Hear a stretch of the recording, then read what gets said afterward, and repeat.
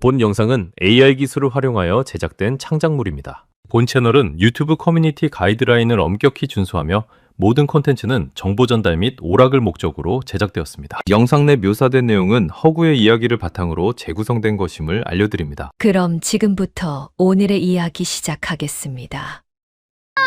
대감님, 그 물을 마시면 오늘 여기서 수숨이 끊어질 겁니다.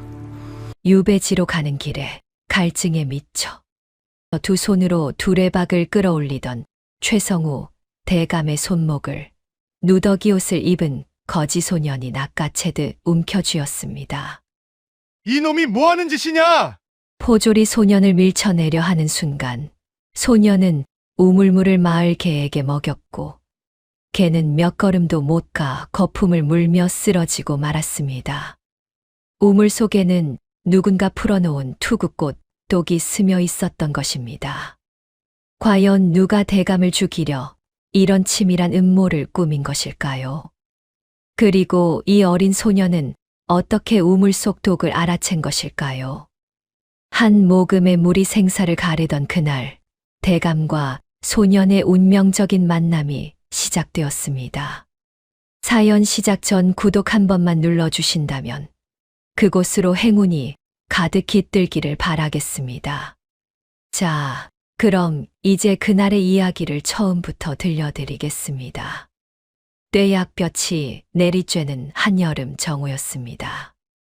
하늘에는 구름 한 점 없이 해가 이글거리고 땅바닥에서는 아지랑이가 아른거렸지요. 유배지로 향하던 최성우 대감은 목에 무거운 칼을 찬 채 비틀비틀 걸음을 옮기고 있었습니다. 한때 조정의 요직을 두루 거친 청백리였으나 간신 조평달의 모략에 걸려 하루아침에 대역죄인으로 전락한 신세가 되었던 것입니다. 어이 죄인, 다리가 천근이라도 되느냐? 해가 머리 위에서 불을 뿜는데 길바닥에서 제사 지낼 셈이야? 어서 발딱발딱 움직이지 못해. 유배 행렬을 이끄는 포졸이 채찍을 휘두르며 고함을 질렀습니다.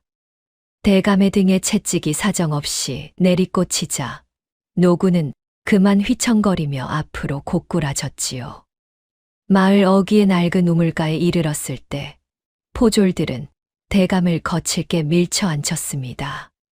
대감은 흙바닥을 손으로 짚으며 가까스로 몸을 가눴지요. 먼지가 자욱하게 일어나고 대감의 입술은 가뭄든 논바닥처럼 갈라져 피가 맺혔습니다. 아이고, 목이 타는구나. 목구멍이 바짝 말라붙어 숨이 쉬어지지 않아. 여보게들, 물 한 모금만 주게나. 제발 사람 하나 살려준 셈 치고 물 한 바가지면 되겠네. 떨리는 손으로 두레박 줄을 간신히 움켜잡으려는 순간이었습니다. 산비탈을 구르듯 내려온 한 소년이 바람처럼 나타나 대감의 손목을 꽉 낚아챘습니다. 대감님, 안 됩니다. 그 물 드시면 큰일 납니다요. 소년은 대감이 잡은 두레박을 발로 세차게 차서 엎어버렸지요. 물이 와르르 쏟아지며 우물가가 온통 젖어들었습니다. 포졸들이 화들짝 놀라 눈을 부라리며 소년을 노려보았습니다. 이놈이 미쳤나? 어디서 굴러먹던 뼈다귀길래 감히 나라실하는 어른 앞길을 막아서는 게냐? 내 놈이 매를 벌려고 작정을 했구나. 하지만 소년은 아랑곳하지 않고 우물 입구의 돌틈을 매서운 눈으로 샅샅이 살폈습니다. 12살 남짓해 보이는 소년은 뗏물 흐르는 누더기를 걸쳤지만 그 눈빛만큼은 밤하늘의 별처럼 예사롭지 않았지요. 소년은 돌틈새에 낀 자줏빛 꽃잎 조각을 손톱으로 조심스레 긁어냈습니다. 그것을 코끝에 대어 킁킁 냄새를 맡더니 얼굴을 잔뜩 찡그리며 고개를 가로저었습니다. 나으리들, 제 말 좀 들어보셔요. 이 우물가 돌틈을 좀 보시라니까요. 자줏빛 꽃잎 조각이 보이지 않습니까? 이건 조금만 먹어도 심장이 멎어버리는 투구꽃이란 말입니다. 이 우물물에는 독이 들었습니다. 소년의 말에 주위가 술렁거렸습니다. 포졸이 콧방귀를 뀌며 소년의 멱살을 잡으려 손을 뻗었습니다. 뭐라, 독. 이 조그만 녀석이 어디서 못된 장난질이야. 이 우물물이 얼마나 맑은데 독이라니. 내 놈이 관원들을 능멸하고도 무사할 줄 아느냐? 소년은 미꾸라지처럼 재빠르게 몸을 피하며 소리쳤습니다. 아이고 답답해라. 말로만 하면 믿지 못하실 터이니 제 말이 맞는지 틀린지 똑똑히 보여드리겠습니다요. 저기 묶인 멍멍이한테 먹여보면 바로 알 것 아닙니까? 소년은 근처에 묶여있던 마을 개에게 다가갔습니다. 우물에서 물 한 바가지를 떠서 조심스럽게 개 앞에 갖다 놓았지요. 개가 꼬리를 흔들며 혀를 내름거리며 물을 핥기 시작했습니다. 한 모금, 두 모금, 세 모금. 그런데 몇 걸음도 떼지 못하고 개가 갑자기 온몸을 사시나무 떨듯 부들부들 떨기 시작했습니다. 입에서 시커먼 거품이 줄줄 흘러나오더니 그대로 꽥 소리도 못 내고 옆으로 쓰러지고 말았습니다. 아니 저것 봐라. 세상에나 개가 거품을 무네. 진짜네. 진짜 독이 들었어. 아이고 무시라. 지켜보던 포졸들과 마을 사람들이 경악하며 뒤로 물러섰습니다. 대감은 등줄기에 서늘한 소름이 돋는 것을 느꼈지요. 만약 저 물을 마셨더라면 자신도 저 개처럼 되었을 것이 아니겠습니까? 소년은 자신의 지게에서 낡은 대나무 통을 꺼냈습니다. 대감님, 이 물은 제가 깊은 산골 바위 틈에서 직접 떠온 맑은 물입니다. 아무것도 섞이지 않았으니 마음 놓고 들이키셔요. 목 좀 축이셔야 살지요. 소년이 대나무 통을 대감의 입가에 정성스레 가져다 주었습니다. 대감은 소년의 맑은 눈을 물끄러미 바라보다가 조심스레 물을 받아 마셨습니다. 차갑고 맑은 물이 타는 듯한 목구멍을 타고 넘어가자 갈증이 씻은 듯이 가시는 듯 했습니다. 고맙구나. 참으로 고맙다. 어린 벗이여, 네가 이 늙은이의 목숨을 살렸구나. 너는 하늘이 보내준 은인이다. 대감이 떨리는 목소리로 말했습니다. 그때였습니다. 우물가 뒤편 느티나무 아래에서 상황을 지켜보던 복면의 사내가 황급히 몸을 숨겼습니다. 소년의 눈이 번쩍 빛났습니다. 사내가 사라진 자리의 진흙바닥에는 특이한 문양이 새겨진 가죽신 자국이 선명하게 남아 있었습니다. 소년은 그 발자국을 뚫어지게 응시했습니다. 가슴속 깊은 곳에서 무언가가 뜨겁게 타오르는 것 같았지요. 저 문양. 아버지를 죽인 자들이 신었던 바로 그 신발이야. 잊을 리가 없지. 내 눈은 절대로 못 속인다. 소년의 작은 주먹이 부들부들 떨렸습니다. 대감은 말없이 자신을 구한 소년의 낡은 집신과 상처투성이인 작은 발을 한참 동안 내려다보았습니다. 발등에는 가시에 긁힌 자국이 수없이 나 있었고 발 뒤꿈치는 굳은 살이 겹겹이 박혀 있었습니다. 이 어린 것이 얼마나 험한 산길을 다녔으면 저리 되었을까 싶었지요. 자, 이제 그만 일어나. 해가 중천인데 언제까지 쉴 셈이냐. 갈 길이 구말리다. 어서 움직여. 포졸들이 다시 채찍을 휘두르며 대감을 재촉했습니다. 대감이 비틀거리며 일어서자 소년은 묵묵히 지게를 메고 행렬의 뒤를 따르기 시작했습니다. 너는 누구냐? 어찌하여 이 험한 길을 나를 따르는 것이냐? 연고도 없는 늙은이를 따라가 봤자 고생뿐일 텐데. 대감이 뒤돌아보며 안타까운 듯 물었으나 소년은 대답하지 않았습니다. 다만 묵묵히 걸음을 옮길 뿐이었지요. 소년의 이름은 동이었습니다. 평생 산천을 누비며 약초를 캐온 약초꾼의 아들이었습니다. 비록 까막눈에 누더기를 걸친 산골 소년이었으나 수백 가지 풀과 나무의 성질을 꿰뚫어 보는 살아있는 백과사전 같은 아이였지요. 동이는 걸음을 옮기며 아버지를 죽음으로 몰았던 그날의 발자국과 오늘 본 발자국이 일치함을 다시 한번 확인했습니다. 반드시 원수를 갚고야 말 거야.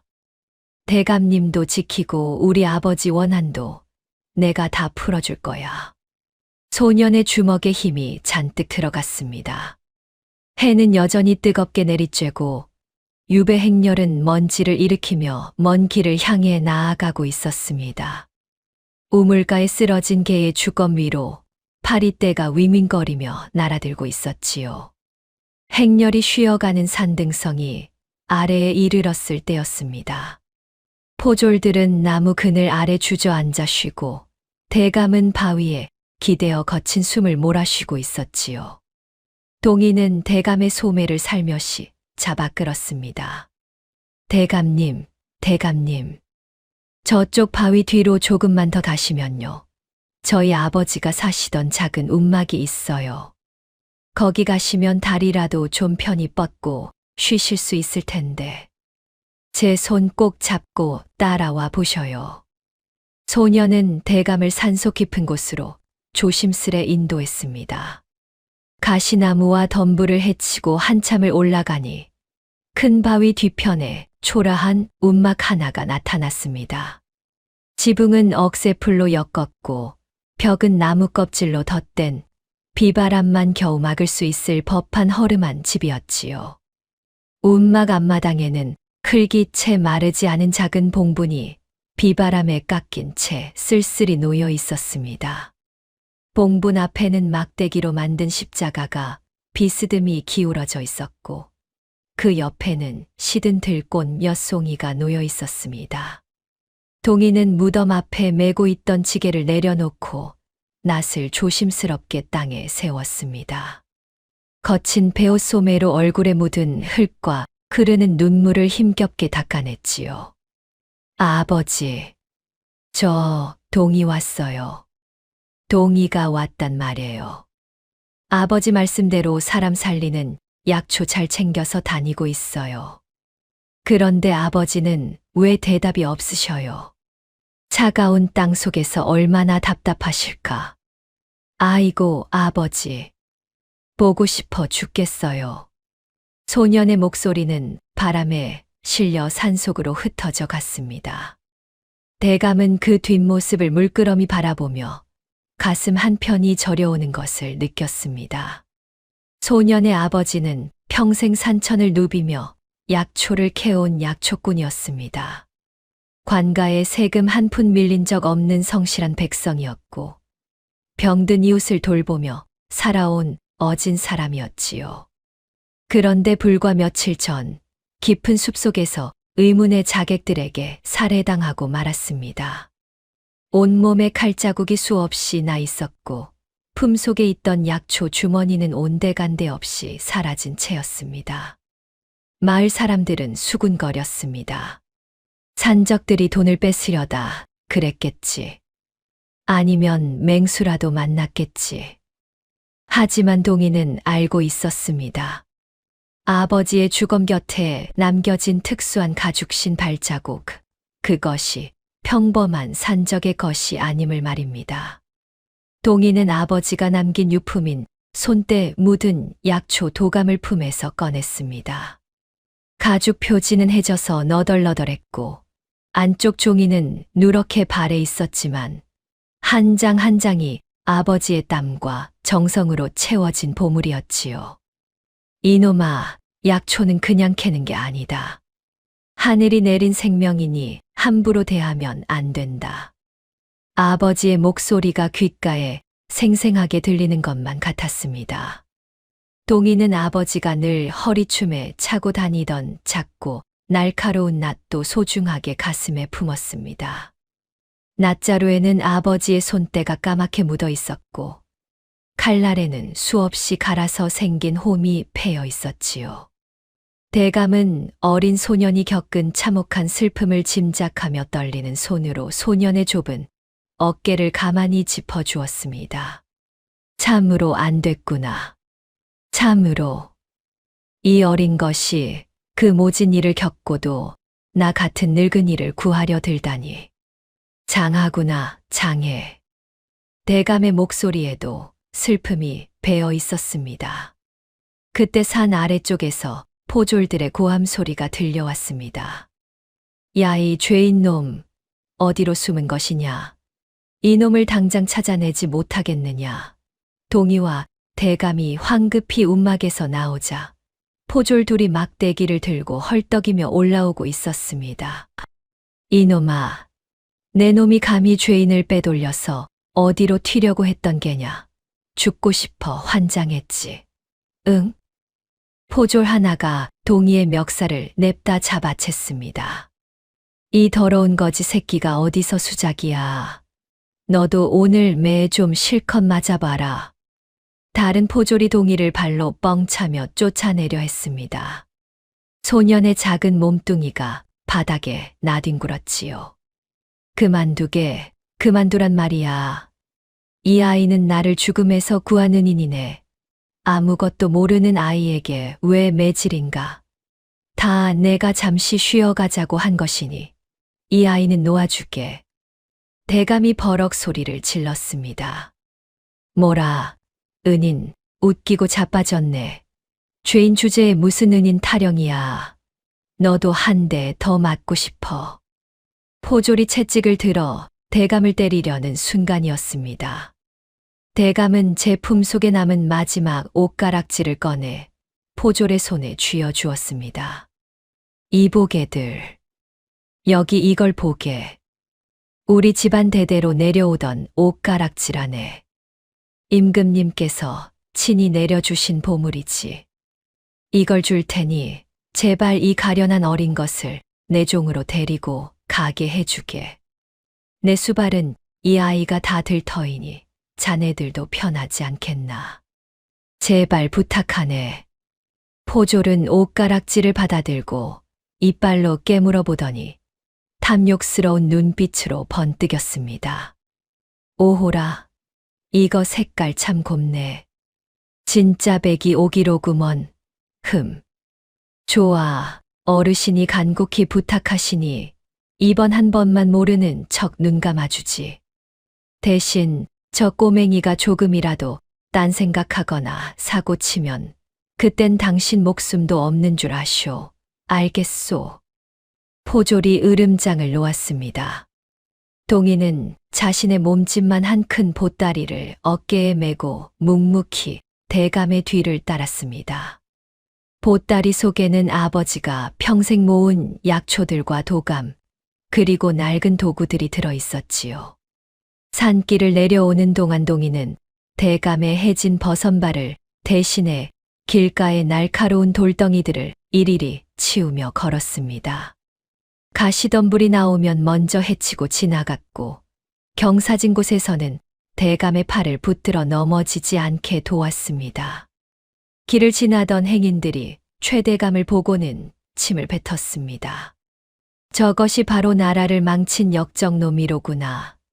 나라 팔아먹은 개 같은 놈, 천벌을 받아야지. 동희는 도끼를 품은 눈으로 그들을 쏘아보며 대감의 앞을 가로막고 섰습니다. 어르신들, 함부로 말씀하지 마셔요. 우리 대감님이 어떤 분이신지 알지도 못하시면서 왜 그러셔요? 길이나 비켜주셔요. 얼른요. 비록 어린 소년이었으나 그 눈빛만큼은 무서울 정도로 날카로웠지요. 행인들은 소년의 기세에 눌려 슬그머니 발걸음을 옮겼습니다. 해가 뉘엿뉘엿 서쪽으로 기울고 저녁 노을이 산등성이를 붉게 물들이기 시작했습니다.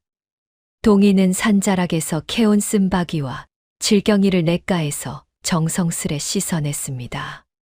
소년은 주워온 돌멩이 위에 풀을 올려놓고 작은 나뭇가지로 묻혀 대감의 줄인 배를 채울 찬을 만들었습니다.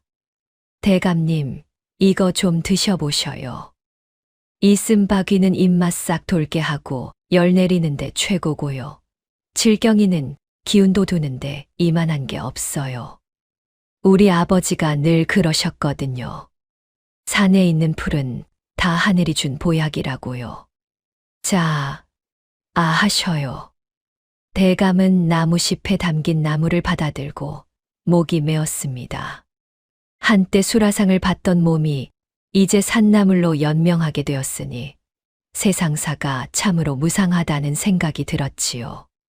하지만 이 어린 것이 정성껏 준비한 음식이라 생각하니 어떤 진수성찬보다 귀하게 느껴졌습니다. 밤이 되자 동이는 냇가에서 돌을 주워다가 불에 달구었습니다. 대감에 부어오른 다리를 헝겊으로 감싸고 뜨거운 돌을 그 위에 조심스럽게 올려놓았지요. 아, 따뜻하구나. 대감이 신음을 흘렸으나 이내 따뜻한 기운이 다리로 스며들며 통증이 가라앉는 것을 느꼈습니다. 너는 어찌 이런 것까지 아느냐? 웬만한 의원보다 솜씨가 좋구나. 헤헤, 저희 아버지가 알려주셨어요. 돌이 품은 뜨거운 기운이 우리 몸속에 뭉친 피를 싹 풀어준다고요. 대감님, 부기가 쏙 빠질 때까지 가만히 계셔보셔요. 제가 정성껏 주물러 드릴게요. 소년의 목소리가 떨렸습니다. 대감은 글자 한자 모르는 이 소년의 손마디마다 박힌 굳은 살이 어떤 경전보다 위대하다는 것을 깨달았습니다. 동이는 밤마다 찬 이슬을 맞으며 대감의 곁을 지켰습니다. 어느 날 밤 대감이 잠결에 눈을 뜨니 동이가 흘바닥에 무언가를 그리고 있었습니다. 달빛 아래에서 소년이 그린 것은 특이한 문양이 새겨진 가죽신이었지요. 반드시 찾아낼 거야. 우리 아버지 그렇게 만드신 나쁜 놈들. 내가 절대로 용서 안 해. 이 신발 신고 다니는 놈들, 내가 다 잡을 거야. 소년의 입에서 낮은 중얼거림이 새어 나왔습니다. 대감은 소년이 품고 있는 복수의 칼날이 얼마나 날카로운지 짐작할 수 있었습니다. 대감은 잠든 소년의 상처투성이 손을 조심스레 들어 올렸습니다. 품속에서 작은 연고 항아리를 꺼내 소년의 손등과 손가락 사이사이에 정성스럽게 발라주었지요. 이 아이와 나의 인연이 참으로 기묘하구나. 하늘이 내게 이 아이를 돌보라고 보내준 것일까? 아니면 이 아이가 나를 지키러 온 것일까? 대감은 소년의 손을 제 가슴에 얹고 그렇게 중얼거렸습니다. 두 사람은 서로의 체온에 의지에 차가운 노숙의 밤을 견디며 운명적인 동행을 이어갔습니다. 산골짜기 어디선가 부엉이가 울고 바람이 나무 사이를 스쳐 지나가는 소리만이 정막을 깨뜨리고 있었지요. 바닷바람이 거세게 몰아치는 해안가 끝자락에 이르렀을 때 일행은 허물어져 가는 초가 한 채 앞에 멈춰 섰습니다. 지붕의 기와는 반쯤 날아가 버렸고 벽은 금이 가서 틈새로 바람이 쌩쌩 들어왔지요. 포졸이 퉁명스럽게 말하며 대감을 방 안으로 밀어 넣었습니다. 방바닥은 사가서 발을 디딜 때마다 푹푹 꺼졌고 천장에서는 거미줄이 축 늘어져 있었습니다. 동이는 재빨리 방 안을 둘러보며 구석구석을 살폈습니다. 이곳은 사람을 가두어 두고 죽이기 딱 좋은 곳이로구나. 사방에 틈이 벌어져 누가 독이라도 뿌리면 꼼짝없이 당하겠어. 내 눈을 한시도 떼선 안 되겠어. 소년의 눈빛이 차갑게 가라앉았습니다. 대감이 유배지에 도착한 지 사흘째 되던 날 아침이었습니다. 조평달의 사주를 받은 고을 수령이 하인을 시켜 차를 들여보냈습니다. 아이고, 대감마님, 고생이 얼마나 많으십니까요? 우리 사또께서 대감마님 기운 좀 차리시라고 이 귀한 작설차를 정성껏 다려 보내셨습니다요. 자, 어서 한 모금 쭉 들이키셔요. 향이 아주 기가 막힙니다요. 하인이 공손하게 말하며 찻상을 들고 들어왔습니다. 찻잔에서는 향긋한 향이 피어올랐고 차의 빛깔은 맑고 투명해 보였지요. 대감이 찻잔을 집어 입으로 가져가려는 바로 그 순간이었습니다. 마당에서 장작을 패던 동이가 문을 박차고 뛰어 들어왔습니다. 잠깐, 안 됩니다. 대감님, 그 찻잔 당장 내려놓으셔요. 마시면 절대로 안 됩니다요. 소년이 손을 뻗어 찻잔을 쳐서 깨뜨렸습니다. 짤그랑하는 소리와 함께 찻잔이 바닥에 나뒹굴었지요. 아니, 이 더러운 꼬맹이가 미쳤나? 어디서 감히 나라뿐이 올린 차를 깨부숴. 내 놈이 오늘 죽으려고 환장했구나. 이 일을 사또께서 아시면 내 모가지는 10개라도 모자란단 말이다. 하인이 동이의 멱살을 잡고 흔들었습니다. 그런데 이게 웬일입니까? 바닥에 쏟아진 찬물이 보글보글 거품을 일으키며 방바닥 틈새를 시커멓게 태워나가기 시작했습니다. 나무 틈새에서 지글지글 소리가 나며 연기가 피어올랐고 고약한 냄새가 코를 찔렀지요. 하인의 얼굴이 하얗게 질렸습니다. 이게 어찌 된 일이야? 찬물이 왜 이래? 왜 바닥이 다 들어가는 게야? 동이는 하인의 손목을 낚아채 혈자리를 강하게 눌렀습니다. 아이고, 내 팔이야. 으악, 이거 놔라, 요 놈아. 하인이 비명을 지르며 무릎을 꿇었습니다. 이 차에는 투구꽃독이 들었소. 눈이 있으면 이 바닥을 좀 보시오. 보글보글 끓어오르는 게 안 보이오? 한 모금만 마셔도 오장육부가 뒤틀리며 죽게 되는 맹독이지요. 당신 주인이 보낸 건 차가 아니라 사약이란 말이오. 동이의 목소리는 어린아이의 것이라고는 믿기지 않을 만큼 차갑고 단호했습니다. 아이고, 소인은 억울합니다요. 저는 정말로 모르는 일이옵니다. 사또께서 주신 차를 그저 시키는 대로 가져왔을 뿐입니다요. 제발 살려주셔요. 하인이 벌벌 떨며 말했습니다. 썩 물러가거라. 내 주인에게 가서 똑똑히 전해라. 죄인 최성우는 하늘이 굽어 살피고 있으니 그리 쉽게 죽지 않는다고 말이다. 당장 내 눈앞에서 사라져. 대감의 목소리에 위엄이 실렸습니다. 하인이 황급히 도망쳐 나가고 동이는 바닥에 쏟아진 차를 흙으로 덮었습니다. 대감마님, 이제부터는 물 한 모금, 밥알 하나도 제 허락 없이는 드시면 안 됩니다요. 소인이 먼저 먹어보고 살펴볼 터이니 절대로 잊지 마셔요. 동이가 진지하게 말했습니다. 대감은 고개를 끄덕이며 소년의 손을 꼭 잡아주었습니다. 하지만 수령의 음모는 그것으로 끝이 아니었습니다. 그날부터 매일 아침 저녁으로 음식이 들어왔고 그때마다 동이는 음식을 살폈습니다. 밥에는 미세한 흰 가루가 섞여 있었고 국에는 이상한 풀 냄새가 배어 있었지요. 동이는 모든 음식을 마당 한 구석에 버리고 대신 자신이 직접 산에서 캐온 나물과 약초로 대감의 끼니를 준비했습니다. 그러나 나날이 대감의 안색은 창백해지고 사지에 힘이 풀려갔습니다. 대감마님, 안색이 흑빛이셔요.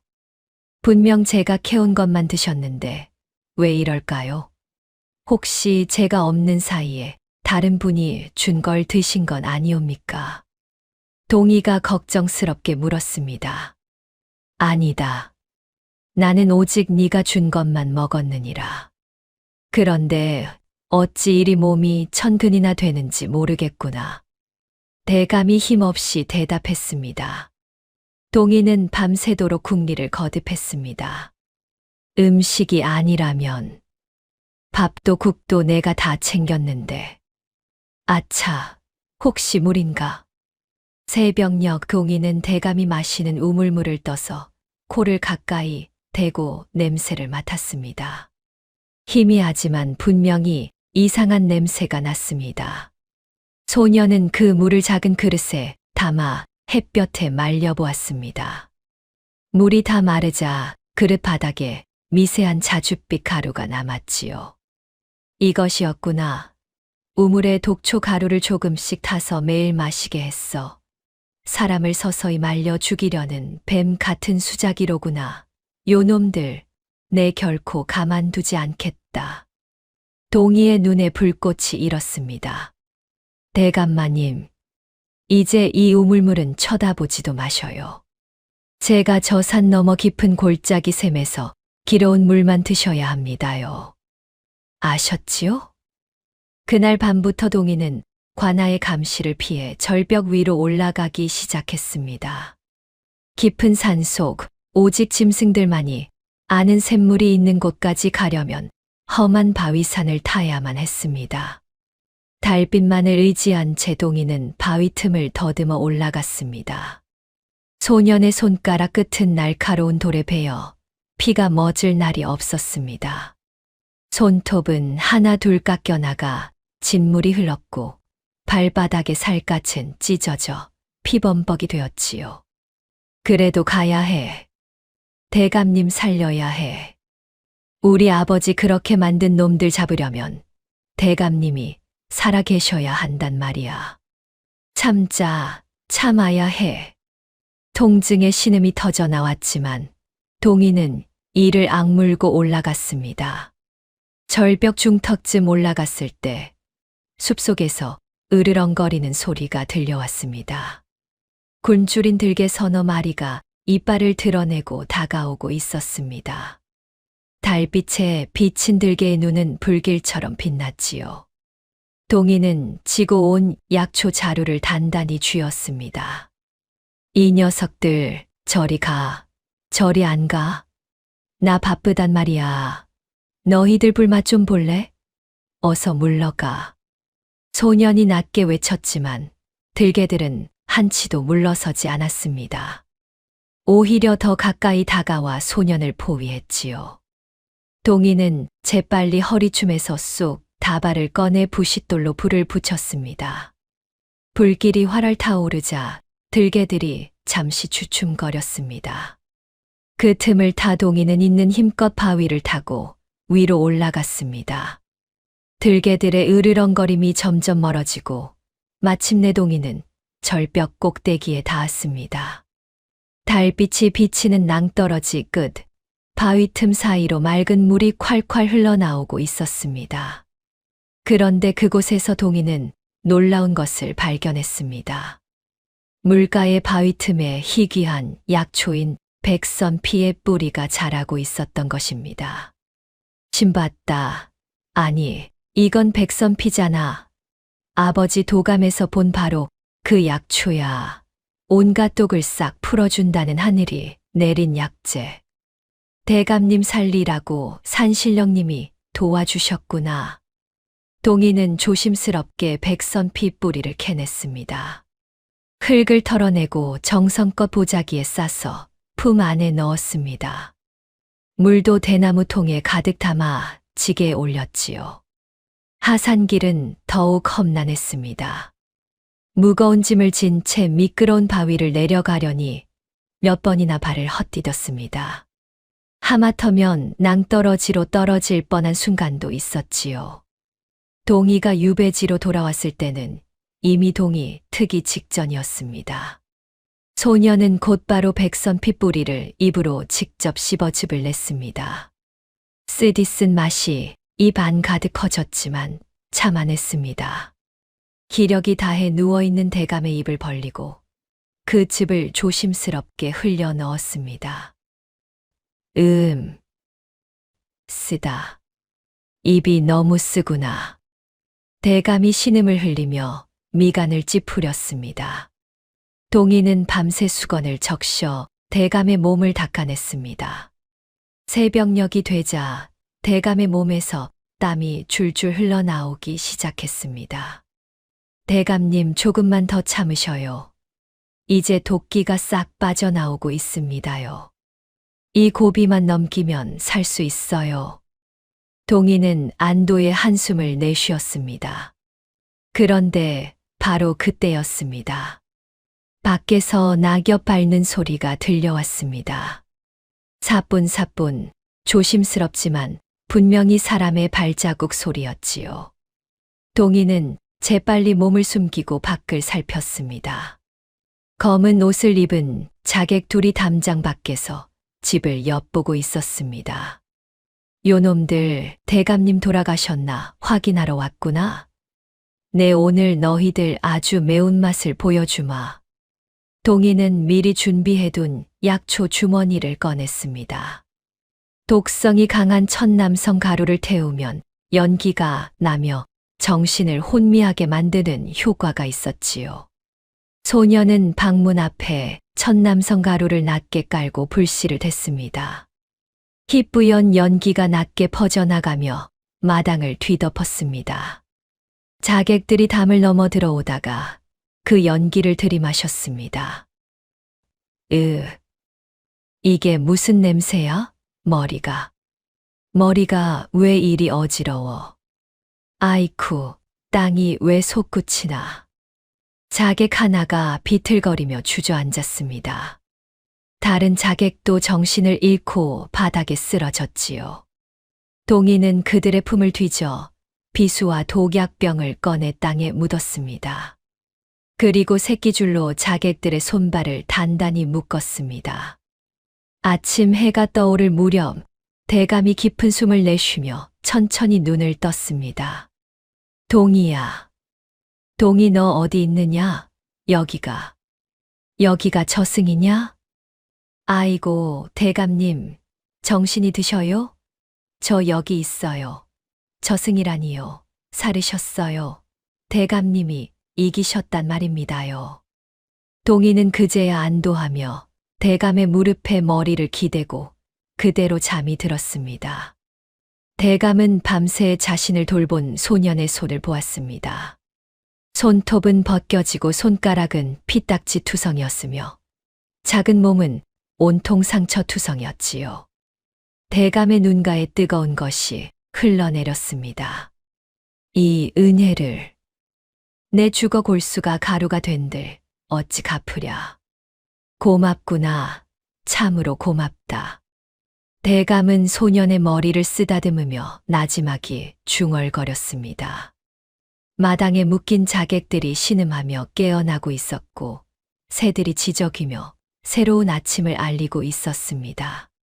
대감의 완전한 회복을 위해서는 더 강한 약효를 지닌 약초가 필요했습니다.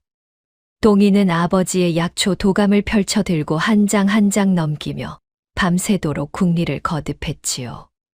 도감의 맨 마지막 장에는 아버지가 손수 그린 붉은 열매를 단 신령한 약초 그림이 있었고 그 옆에는 떨리는 글씨로 이렇게 적혀 있었습니다.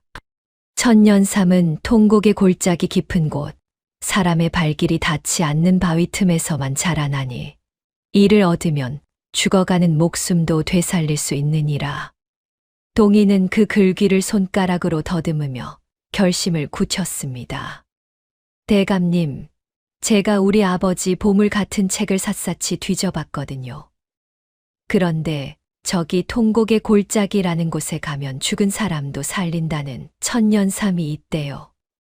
제가 그걸 꼭 해오겠습니다. 대감님, 사흘만 꾹 참고 기다려 주셔요. 뭐라, 통곡의 골짜기라니. 동희야, 거기는 귀신이 곡을 하는 무시무시한 곳이 아니냐. 길도 험하고 짐승도 많은데 이 어린 것이 어찌 거길 가겠다는 게냐. 안 된다. 내 죽으면 죽었지. 너를 사지로 보낼 수는 없어.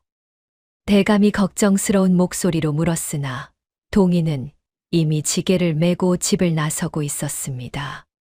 통곡의 골짜기란 이름부터가 섬뜩한 곳으로 옛날 전쟁 때 수많은 사람들이 목숨을 잃어 밤이면 귀신의 울음소리가 들린다는 전설이 전해 내려오는 곳이었지요.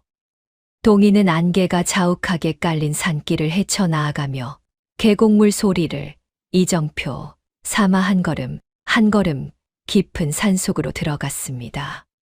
낮인데도 불구하고 빽빽한 나무들이 햇빛을 가려 어둑어둑했고 사방에서 들려오는 짐승의 울음소리와 바람소리가 등골을 오싹하게 만들었지요. 이틀을 꼬박 걸어 골짜기 깊숙한 곳에 다다랐을 때 동이는 물소리가 유난히 맑게 들려오는 곳을 발견했습니다. 거기에는 폭포가 떨어지며 만든 작은 못이 있었고 그 주변의 바위 틈에서 이상한 기운이 느껴졌습니다. 동이가 바위 사이를 조심스럽게 살피던 중 그곳에서 영롱한 빛을 발하는 붉은 열매를 단 약초 하나를 발견하고는 숨이 턱 막혔습니다. 이것이 바로 천년삼일오구나. 소녀는 떨리는 손으로 아버지가 가르쳐준 대로 먼저 하늘에 절을 올리고 땅에 절을 올린 뒤에야 정성껏 삶을 캐내기 시작했습니다. 산신령님, 땅신령님, 우리 대감님 살리려고 이 귀한 삶을 좀 가져가겠습니다요. 부디 노여워하지 마시고 허락해 주셔요. 대감님은 정말 착한 분이시거든요. 고맙습니다. 정말 고맙습니다. 동이는 그 귀한 약초를 품에 소중히 안고 돌아올 길을 서둘렀습니다. 마을로 돌아오는 길에 동이는 문득 아버지가 남긴 또 다른 가르침을 떠올렸습니다. 세상에는 나쁜 마음을 먹은 자들이 많으니 귀한 약초를 얻었을 때는 반드시 조심해야 한다. 동이는 길가에서 독성이 강한 산버섯 몇 개를 따서 주머니에 넣고 모양이 비슷한 도라지, 뿌리도 함께 캐냈습니다. 그리고는 그것들을 교묘하게 섞어서 진짜 천년삼과 똑같이 생긴 가짜 천년삼을 하나 더 만들어냈지요. 요놈 봐라. 겉모습만 봐서는 감쪽 같네. 나쁜 마음 품고 훔쳐가려는 놈들이 있으면 이 가짜 삼을 미끼로 던져줘야지. 쥐약을 먹는 줄도 모르고 좋다고 달려들겠지. 어디 한번 걸려만 봐라. 이제 쥐덫을 놓을 차례로구나. 동이는 낮은 목소리로 중얼거리며 입가에 차가운 미소를 지었습니다. 유배지로 돌아온 동이는 일부러 대문을 활짝 열어놓고 마당에서 큰 소리로 떠들었습니다. 아이고, 동네 사람들, 아니, 산신령님, 제가 드디어 천년삼을 캐왔습니다요. 이거 한 뿌리면 우리 대감님 죽어가던 숨도 살아나고 신선처럼 펄펄 나시겠네. 세상에 이렇게 귀한 걸 제가 찾았다니까요. 담 너머 숲속에 숨어서 윷배지를 감시하던 첩자의 귀가 번쩍 뜨였습니다. 동이는 그 기척을 느끼면서도 모르는 척 계속 소리를 높였지요. 이 천년삼 하나면 죽어가던 사람도 벌떡 일어난다고 하지 않았던가. 소녀는 진짜 천년삼을 부엌으로 가져가 은밀히 약탕기에 넣고 정성껏 다리기 시작했습니다. 약초가 끓는 동안 방 안에 그윽한 향이 퍼져나갔고 그 향만 맡아도 몸속 기운이 북돋아지는 것 같았습니다. 동이는 정성껏 달인 약을 대감에게 한 숟갈 한 숟갈 떠먹였고 대감의 얼굴에는 즉시 화색이 돌며 눈빛에 생기가 되살아났습니다. 대감님 어떠셔요? 한 방울도 남기지 말고 다 드셔요. 이게 바로 그 귀한 천년삼이랍니다요. 자, 한 입만 더요. 이게 무슨 온몸에 힘이 솟는구나. 대감은 놀라움을 감추지 못하고 자신의 손을 이리저리 펴보며 감탄했지요. 동이야, 참으로 신기하구나. 굳어있던 팔다리에 따뜻한 피가 도는 게 느껴져. 가슴을 꽉 누르던 답답함도 싹 가시는구나. 내 덕에 내가 다시 태어난 것 같아. 동이는 가짜 천년삼을 화려한 비단 보자기에 정성스럽게 싸서 대감의 머리맡 상자 속에 넣어두었습니다. 그리고는 일부러 방문을 살짝 열어놓고 창문의 덧문도 완전히 닫지 않은 채로 두었지요. 대감님, 오늘 밤엔 제가 마당에서 불을 지키며 지키고 있을게요. 나쁜 놈들이 이 귀한 약을 노리고 올지도 모르니까요. 무슨 소리가 들려도 대감님은 주무시는 척 가만히 계셔야 합니다요. 아셨지요? 동희의 말에 대감은 고개를 끄덕였고 소년이 무슨 계략을 꾸미고 있는지 어렴풋이 짐작할 수 있었습니다. 밤이 깊어지고 사방이 고요해졌을 때 검은 그림자 하나가 담을 넘어 유배지 안으로 스며들었습니다.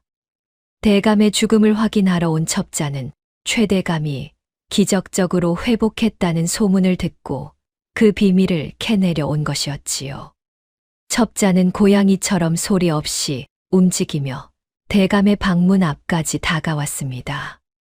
방 안에서는 대감의 고른 숨소리가 들려왔고 머리맡의 상자가 희미한 달빛에 반짝이고 있었습니다. 첩자는 창문 틈으로 손을 집어넣어 상자를 열고 그 안에 가짜 천년삼을 발견하자 탐욕에 눈이 멀어 그것을 냉큼 가로챘습니다. 옳거니 저 꼬맹이가 떠들던 게 진짜였어. 이게 바로 그 전설의 천년삼이로구나.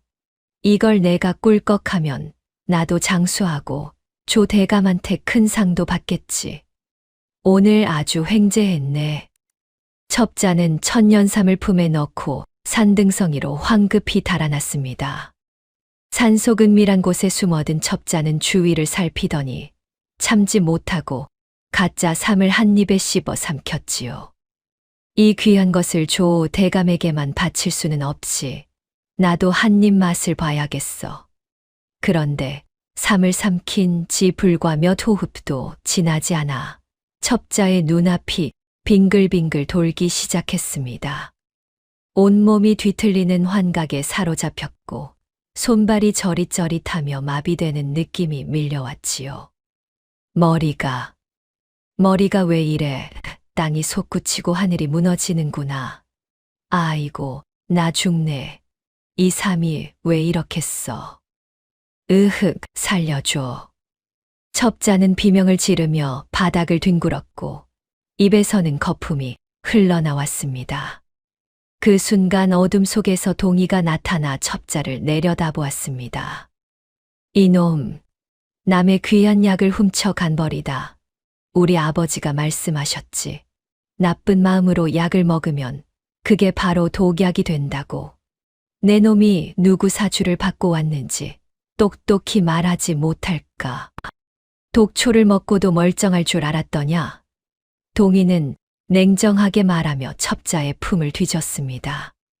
거기에서 조평달의 밀서와 은자 주머니, 그리고 독약이 든 작은 병이 나왔지요. 소녀는 그것들을 보자기에 싸서 단단히 묶었습니다. 한편 유배지 주변에는 동희가 며칠 전부터 준비해둔 덫들이 곳곳에 설치되어 있었습니다. 마당 구석구석에는 밟으면 마비 가루가 튀어나오는 장치를 땅에 묻어두었고 담장 근처에는 환각을 일으키는 연기가 피어오르도록 약초를 태워둔 화로를 숨겨놓았습니다. 이제 큰 물고기가 걸려들기를 기다릴 차례로구나. 동희는 아버지가 남긴 약초 도감에서 가장 치명적인 독초들이 그려진 페이지를 펼쳐들고 대감 앞에 무릎을 꿇고 앉았습니다. 소녀는 말은 할 수 없었지만 손짓과 몸짓으로 자신의 계획을 대감에게 설명했지요. 대감님, 이제 준비가 다 됐습니다요. 저 나쁜 놈들이 보낸 첩자한테서 이 편지도 뺏었고요. 이제 조평달이란 놈을 꼼짝 못하게 할 글을 써주셔요. 우리 아버지 원한도 풀고 대감님 억울함도 다 밝혀야지요. 너는 참으로 어린 나이에 이런 지혜가 어디서 났느냐. 너의 아버지가 너를 정말 훌륭하게 키우셨구나. 고맙다, 동희야. 정말 고마워. 대감은 감탄하며 고개를 끄덕이더니 직접 붓을 들어 조평달의 죄상을 낱낱이 밝힐 경문을 써 내려가기 시작했습니다. 먹을 갈고 붓을 적셔 한자 정성껏 쓴 글씨에는 억울하게 죽어간 이들에 대한 통분과 정의를 바로 세우겠다는 결연한 의지가 담겨 있었습니다. 동이는 가짜 삼을 먹고 쓰러진 첩자를 끌어다가 헛간에 가두고 새끼줄로 손발을 단단히 묶었습니다. 첩자가 깨어났을 때 동이는 그의 입에 또 다른 약초즙을 강제로 흘려 넣었지요. 자, 이건 정신이 번쩍 드는 약이다. 거짓말할 생각은 꿈도 꾸지 마라. 내 놈 주인이 누구인지, 무슨 못된 짓을 시켰는지 하나도 빠짐없이 다 불어. 안 그러면 더 쓴 약을 먹여줄 테니까. 이게 뭐냐? 알겠어. 다 말할게. 제발 살려만 줘. 첩자의 입에서는 조평달의 이름이 터져 나왔습니다. 그가 지니고 있던 조평달의 밀서에는 최대감을 반드시 죽이라는 명령과 함께 동이마저 제거하라는 지시가 적혀 있었습니다. 대감은 그 밀서를 읽으며 이를 갈았습니다. 조평달, 내 놈이 정령 사람이더냐? 이 어린아이까지 죽이려 들다니. 내 놈의 악행이 이제 하늘에 닿았구나. 내 결코 너를 용서치 않으리라. 대감은 기력을 완전히 회복하여 낡았던 선비복을 벗고 동이가 산에서 구해온 깨끗한 옷감으로 지은 새 옷을 단정하게 갈아입었습니다. 비록 유배지의 초라한 몸이었으나 그 위험만큼은 여전히 당당했지요. 동이야, 이제 최후의 결전을 준비해야 할 때가 왔구나. 내 몸도 이제 거뜬하다.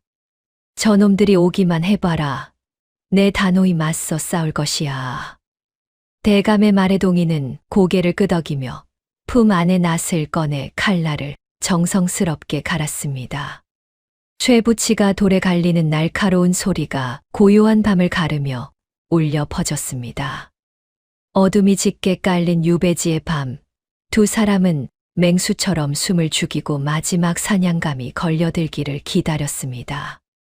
멀리 바다에서 파도가 바위를 때리는 소리가 들려왔고 하늘에서는 구름이 달을 가렸다가 다시 드러내기를 반복하고 있었지요. 대감은 창문 틈으로 밖을 내다보며 중얼거렸습니다. 이제 곧 폭풍이 몰려올 것이다. 동이야, 단단히 준비해라. 야삼경이 되어 사방이 고요해지고 달마저 먹구름에 가려져 칠흑 같은 어둠이 육배지를 뒤덮었을 때 담장 밖에서 희미한 인기척이 들려왔습니다. 동이는 방 안구석에 몸을 숨기고 숨을 죽인 채 귀를 곤두세웠고 대감은 이불 속에 베개를 넣어 사람이 누워있는 것처럼 꾸며놓고는 방 뒤편 벽장 속으로 몸을 숨겼지요. 조평달의 최측근 자객이 검은 복면으로 얼굴을 가린 채 담벼락을 넘어 마당으로 뛰어내렸고 그는 허리춤에 찬 비수를 빼들고 고양이처럼 소리 없이 대감의 방문 앞으로 다가왔습니다. 자객은 잠시 숨을 죽이고 방 안의 기척을 살피더니 이내 문을 살며시 밀고 안으로 들어서며 이불 속을 향해 번개같이 칼을 내리꽂았습니다. 이제 끝이다. 죽어라, 최성우. 자객이 승리의 미소를 짓는 바로 그 순간 천장에 매달아 두었던 주머니가 툭 터지면서 동이가 정성껏 준비한 마비 가루가 그의 머리 위로 쏟아져 내렸습니다. 하얀 가루가 자객의 얼굴과 코, 입 안으로 들어가자 그는 비명을 지르려 했으나 이미 목구멍이 조여들며 소리조차 제대로 나오지 않았지요. 자객의 온몸에서 힘이 빠지기 시작했고 그가 휘두르던 칼이 손에서 떨어져 나가 바닥에 쨍그랑 소리를 내며 굴러갔습니다. 동이는 재빨리 숨어있던 뒤주에서 뛰어나와 자객의 뒤로 돌아가 그의 팔다리를 새끼줄로 단단히 결박했습니다. 소년의 손놀림은 마치 수십 년 경험을 쌓은 포졸처럼 능숙하고 빨랐지요. 자객은 바닥에 고꾸라져 몸부림을 쳤으나 이미 사지가 마비되어 손가락 하나 제대로 움직일 수 없었고, 입에는 헝겊 재갈이 물려져 소리를 낼 수도 없었습니다. 잘했다, 동이야. 이제 이놈의 입을 열어볼 차례로구나. 벽장에서 나온 대감이 자객을 내려다보며 차갑게 말했습니다. 동이는 품 안에서 작은 죽통을 꺼내 그 안에 담긴 붉은빛 약초즙을 손가락에 묻혔습니다. 이것은 사람의 정신을 몽롱하게 하여 묻는 말에 거짓을 답하지 못하게 만드는 진실의 약초로 아버지가 평생 연구 끝에 만들어낸 비방이었지요. 소녀는 자객의 재갈을 잠시 풀고 그 약초즙을 강제로 입 안에 흘려 넣은 뒤 다시 입을 막아버렸습니다.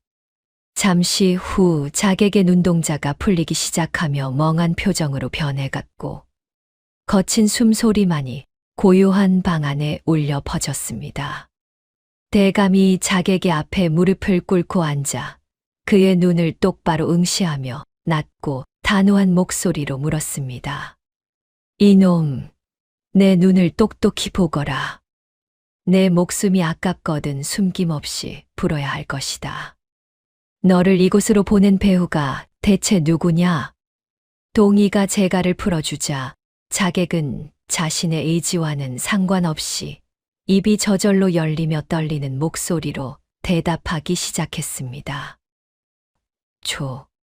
조평달 대감께 없어. 소인을 보내셨사옵니다. 시키는 대로 하지 않으면 제 목숨은 물론이고 집에 있는 처자식까지 모두 죽이겠다고 하셔서. 아이고 머리야. 자객의 목소리는 마치 꿈속에서 말하는 것처럼 흐릿했지만 그 내용만큼은 또렷했습니다. 조평달이 나를 죽이라 명한 것이냐? 어서 사실대로 말해라. 대감이 다그쳐 물었습니다. 그러하옵니다. 최성우 대감을 반드시 죽여 뒷날에 화근을 없애라 하셨사옵니다.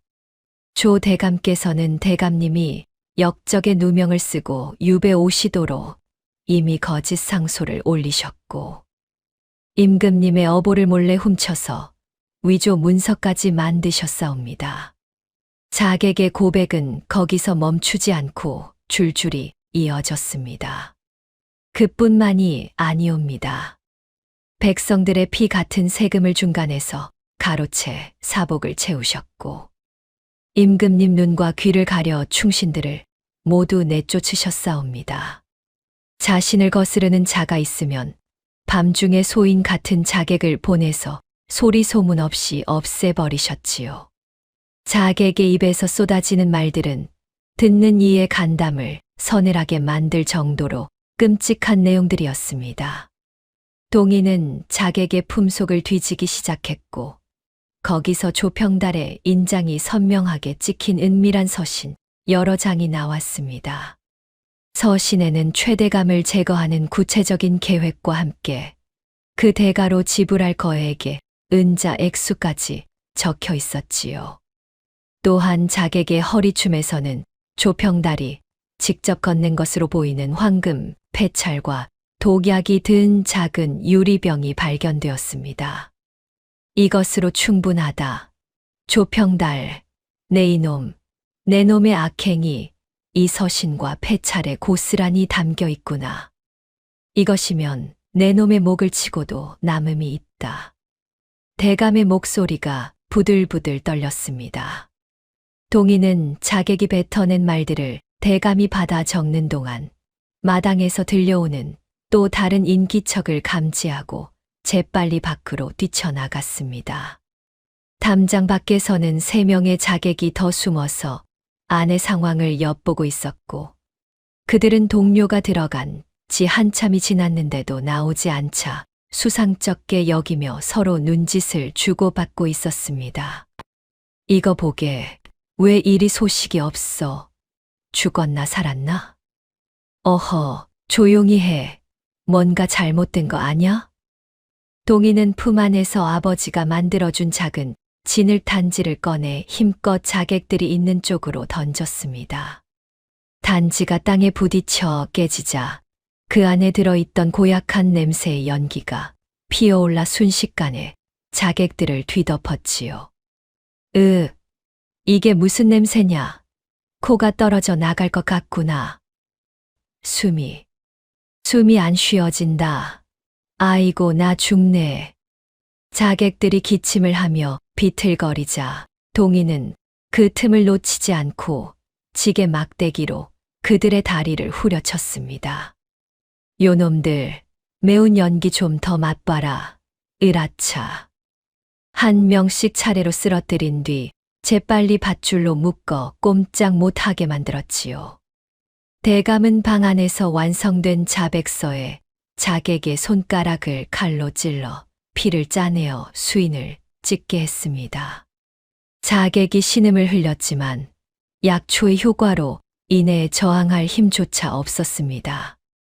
붉은 피로 찍힌 수인은 움직일 수 없는 결정적인 증거가 되었고, 대감은 그 문서를 조심스럽게 접어 품속 깊이 넣었습니다. 동희는 포박한 자객들의 신발을 하나씩 벗겨냈고, 그중 한 명의 신발 바닥에서 우물가에서 보았던 바로 그 특수한 가죽신 문양을 발견하고는 온몸이 부들부들 떨렸습니다. 이 개만도 못한 놈, 내 놈이었구나. 우리 아버지를 산골에서 그렇게 허망하게 보낸 놈이 바로 내 놈이었어. 아버지. 동희가 드디어 찾았어요. 우리 아버지 원수가 바로 이 놈입니다요. 소년의 눈에서 뜨거운 눈물이 주르르 흘러내렸지만 그는 이를 악물고 눈물을 삼켰습니다. 지금은 감정에 휩싸일 때가 아니었기 때문이지요. 동희는 그 신과 함께 자객이 지니고 있던 모든 증거물들을 큰 보따리에 챙겨 단단히 묶었습니다. 조평달의 밀서, 황금 패찰, 독약병, 피로 쓴 자백서, 그리고 아버지를 죽인 자의 신까지. 이 모든 것이 조평달의 죄를 밝힐 결정적인 증거들이었습니다. 대감은 동희의 손을 꼭 잡으며 떨리는 목소리로 말했습니다. 동희야, 정말 고생 많았다. 이제 이 모든 추악한 진실을 세상에 알려야 할 때가 왔다. 내 아버지의 원한도, 나의 억울함도 이제 곧 하늘이 풀어줄 것이야. 소녀는 고개를 끄덕이며 보따리를 등에 짊어졌습니다. 대감과 동희는 포박된 자객들을 앞세워 관하로 향하기 위해 서둘러 채비를 갖추었습니다. 동희는 자객들이 다시 깨어나지 못하도록 추가로 마비 약초를 먹이고, 대감은 증거 문서들을 기름종이로 여러 겹싸서 물에 젖지 않도록 단단히 보관했지요. 두 사람이 마당으로 나서려는 순간 멀리 산등성이 너머에서 수십 개의 횃불 불빛이 일렬로 늘어서 빠르게 윷배지를 향해 다가오는 것이 보였습니다. 횃불의 수는 대략 20개가 넘어 보였고 말발굽 소리와 함께 갑옷 소리가 요란하게 들려왔습니다. 동희야, 저기 불빛 좀 보거라. 저것은 필시 관군이로구나. 대관절 저들이 우리 편일지 아니면 입을 막으러 오는 적일지 알 수가 없구나. 대감의 얼굴이 굳어졌습니다. 동희는 소리 없이 낫을 허리춤에서 빼들어 칼날을 고쳐 쥐고 대감의 앞을 막아섰습니다. 소년의 작은 몸에서는 맹수 같은 기운이 뿜어져 나왔고 그 어린 나이에도 불구하고 대감을 지키겠다는 결연한 의지가 온몸에서 느껴졌지요. 대감님, 걱정 마셔요. 저들이 누구든 제 뒤로 숨으셔요. 이 나탄 자루면 저놈들 근처에도 못 오게 할 테니까요. 동희는 미동도 하지 않고 다가오는 횃불 무리를 노려보며 낫을 더욱 단단히 움켜쥐었습니다. 바람이 거세게 불어와 두 사람의 옷자락을 휘날렸고 파도 소리가 더욱 크게 들려오며 마치 폭풍전야와 같은 긴장감이 윷배지를 감쌌습니다. 횃불 무리는 점점 더 가까워지고 있었고 이제 그들의 함성 소리까지 또렷하게 들려오기 시작했습니다. 동희는 마지막 폭풍이 다가오고 있음을 온몸으로 느끼며 아버지가 물려준 낡은 낫을 힘껏 쥔 손에 땀이 배어 나오는 것을 느꼈습니다. 대감은 동희의 뒤에 서서 품속의 증거 문서를 다시 한번 확인하며 어떤 일이 있어도 이것만큼은 지켜내야 한다고 다짐했지요. 대감과 동희가 증거를 가지고 관하로 향하려던 바로 그 찰나 이미 길목을 차단하고 있던 수령의 군관들이 사방에서 몰려나와 두 사람을 포위하기 시작했습니다. 횃불을 든 군관들의 얼굴에는 냉소가 어려 있었고 그들의 손에 들린 창과 칼날이 불빛에 반사되어 섬뜩하게 빛났지요. 깨서라. 이놈들 감히 어딜 가려는 게냐. 최성우 대감과 그 일당을 몽땅 잡아들여라. 한 놈도 놓치지 마라. 수령이 말 위에서 거만하게 외치며 채찍을 휘둘렀고 그의 비대한 몸뚱이가 말 한 장에서 출렁거렸습니다. 조평달로부터 받은 지령에 따라 수령은 동희를 사람을 홀리는 독초를 다루는 요물로 몰아세우며 손가락질을 해댔습니다. 여봐라. 저기 좀 보아라. 저 조그만 놈이 바로 풀떼기로 사람을 죽이고 귀신 같은 술법을 써서 선량한 사람들을 홀리는 요물 중의 요물이다.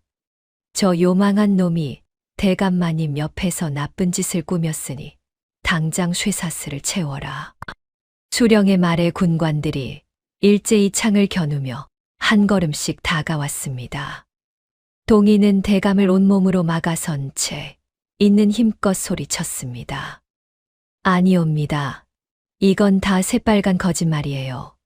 저는 요물이 아니라 죽어가는 대감님을 살리려 했을 뿐입니다요. 나쁜 놈들이 우물에 독을 푼 걸 제가 막았단 말입니다. 제발 제 말 좀 들어주셔요. 하지만 수령은 비웃듯 코웃음을 치며 손을 내저었습니다.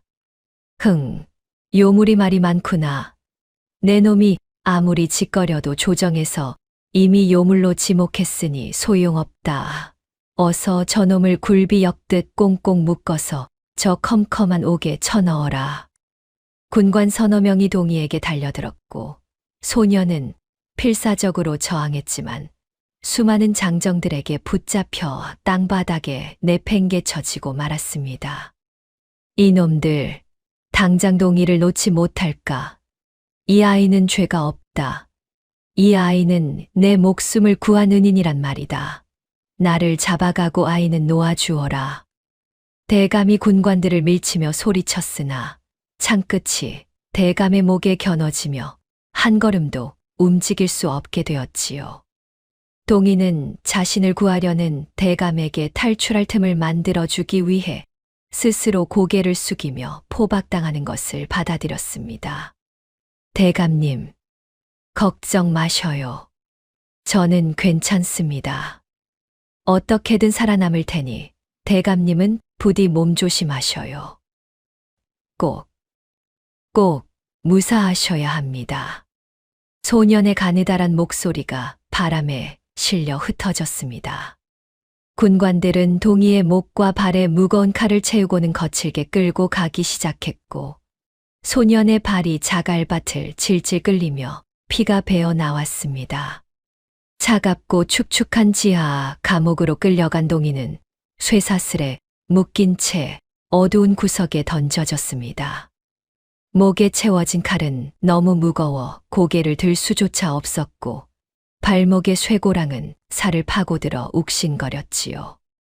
이튿날부터 수령은 친히 감옥으로 내려와 동희를 문초하기 시작했습니다. 야, 이 요물 꼬맹아. 바른대로 불지 못할까? 내 놈이 최성우랑 짜고 영모를 꾸민 게 맞지? 누가 시켰어? 어서 말해. 아니옵니다. 삿도 정말 억울합니다요. 저는 그저 산골에서 약초나 캐던 아이일 뿐입니다. 대감님은 역적이 아니셔요. 동희가 변명하려 하자 수령이 손짓을 하며 옥졸에게 매질을 명했습니다. 아직도 주둥이를 놀리는구나. 여봐라, 저놈의 볼기를 당장 쳐라. 정신이 번쩍 들 때까지 매우 쳐라.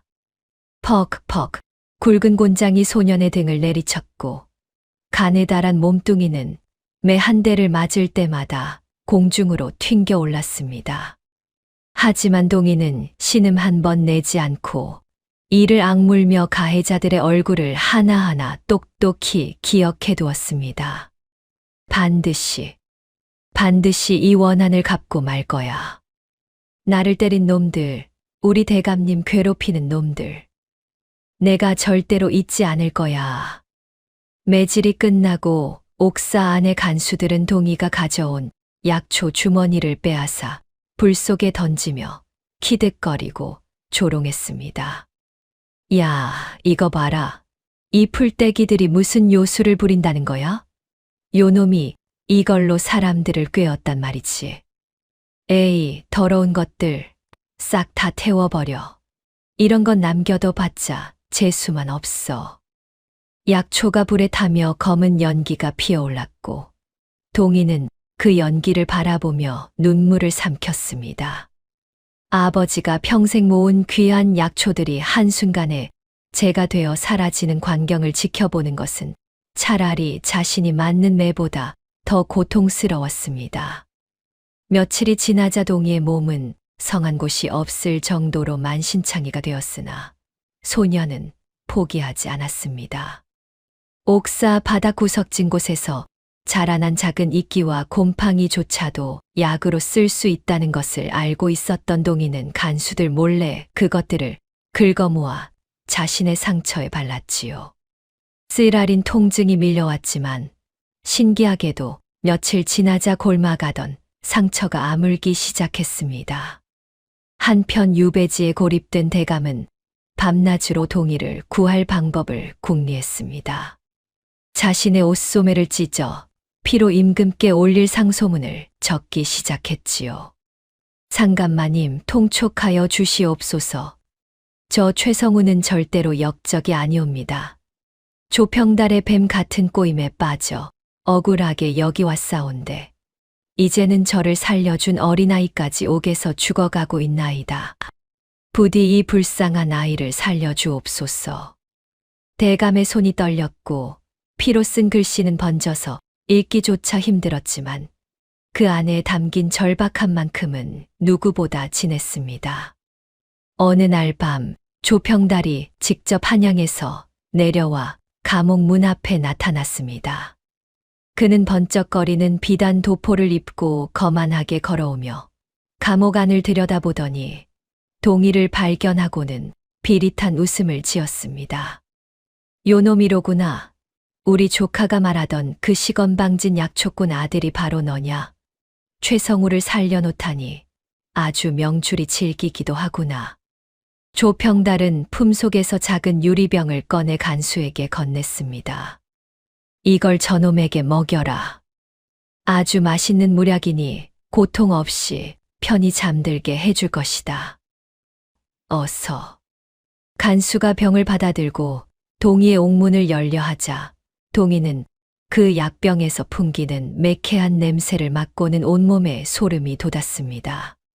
그것은 아버지를 죽일 때 사용했던 바로 그 독약과 같은 냄새였던 것입니다. 이 나쁜 살인마, 내 놈이지.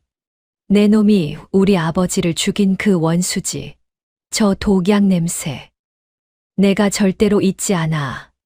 내 놈이 정령 사람이냐. 동이가 쇠사슬을 잡아 끌며 몸을 일으켜 조평달을 향해 침을 힘껏 뱉었습니다. 침이 조평달의 비단 도포에 툭 떨어지자 그의 얼굴이 일그러지며 분노로 일그러졌습니다. 이런 쳐죽일 놈이 감히 내 옷에 침을 뱉어. 내 놈이 정말 죽고 싶어 환장했구나. 조평달이 직접 옥문을 열고 들어와 동이의 멱살을 잡아 들어 올렸습니다. 내 아비 놈도 눈치가 너무 빨라서 제 명을 다 못 살고 갔지. 너도 오늘 내 아비 곁으로 보내주마. 저승 가서 부자지간에 오손도손 지내거라. 조평달이 허리춤에서 시퍼런 비수를 빼들어 동이의 목을 찌르려는 바로 그 순간이었습니다. 동이에게 은혜를 입었던 늙은 간수가 떨리는 손으로 열쇠 꾸러미를 동이가 있는 쪽으로 몰래 던졌습니다. 열쇠가 땅바닥을 굴러가며 쨍그랑 소리를 냈고 동이는 재빨리 그것을 낚아채 발목에 쇠고랑을 풀기 시작했습니다. 어이쿠, 도망친다. 저놈 잡아라. 옥문이 열렸다. 조평달이 소리쳤지만 이미 동이는 쇠사슬을 풀고 재빨리 움직이고 있었습니다. 소녀는 옥사 구석에 쌓여있던 고춧가루 자루를 집어들어 조평달의 얼굴에 힘껏 뿌렸습니다.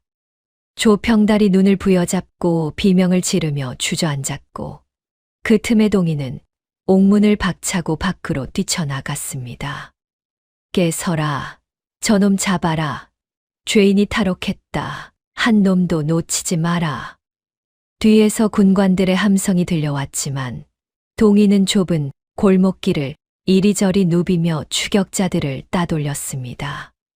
관할을 빠져나온 동이는 대감이 피로 쓴 상소문을 품에 꼭 안고 인근 고을에 자맹 나와 있다는 암행어사를 찾아 어둠 속으로 몸을 날렸습니다.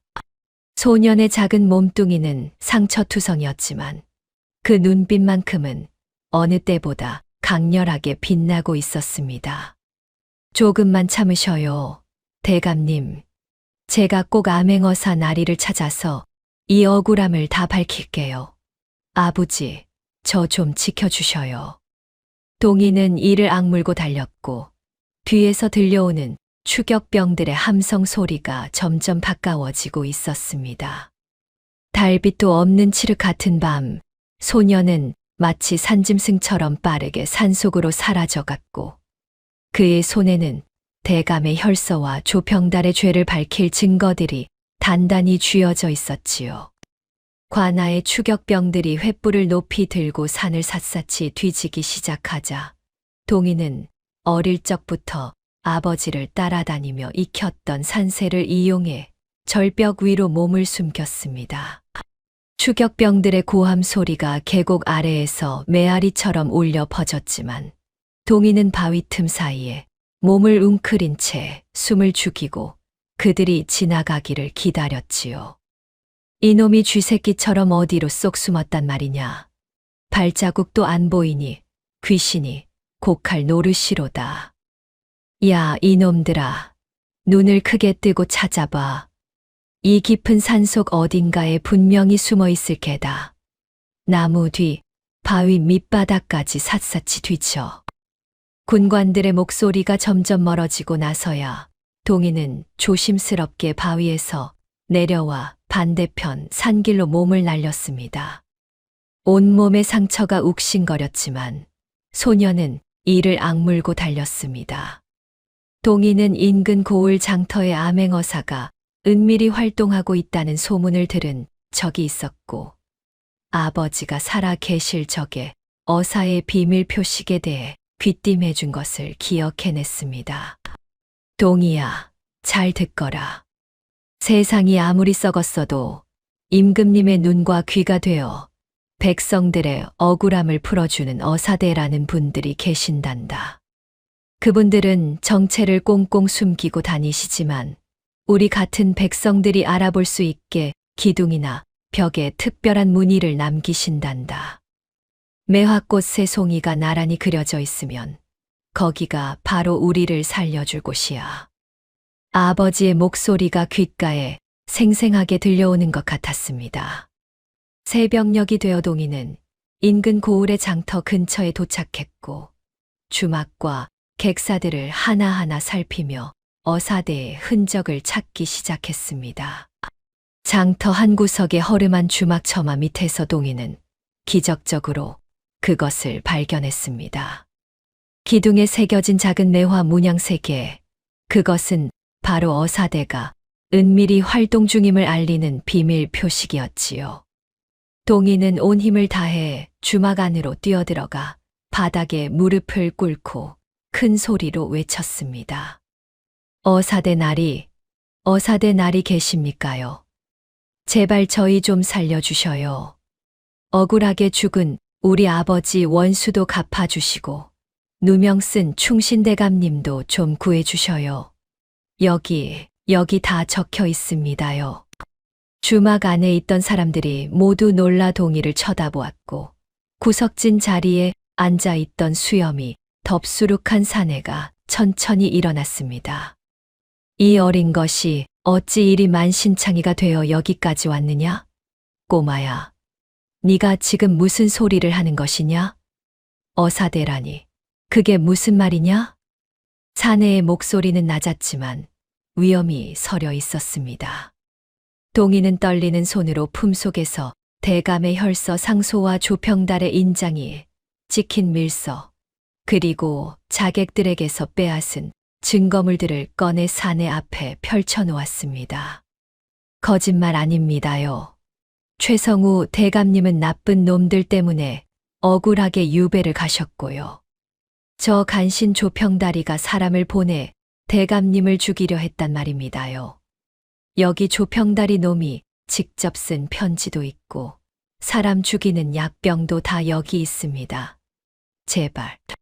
제발 믿어주셔요. 동희의 목소리는 떨렸지만 또렷했고 말을 마치자마자 그대로 앞으로 고꾸라졌습니다. 사내는 재빨리 동희를 부축해 일으키며 그가 가져온 문서들을 하나하나 펼쳐보기 시작했습니다.